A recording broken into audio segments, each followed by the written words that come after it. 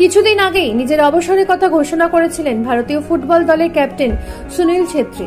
গতকাল যুব ভারতী ক্রীড়াঙ্গনে ভারতীয় দলের হয়ে জীবনের শেষ ম্যাচ খেললেন তিনি।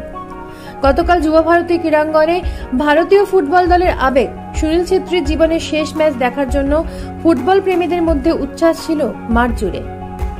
যদিও শেষ ম্যাচে কোনো গোল করতে পারেননি তিনি।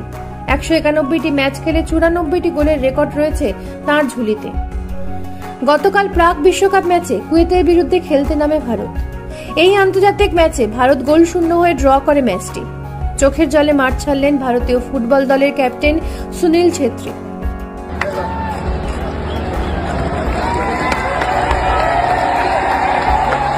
এদিন মুখ্যমন্ত্রী মমতা বন্দ্যোপাধ্যায় বাংলার ফুটবলের সাথে যুক্ত থাকার জন্য প্রস্তাব দেন সুনীলকে। এখানকার চিফ মিনিস্টার মমতা ব্যানার্জি তোমাকে ফোন করেছিল, অফার করেছেন যে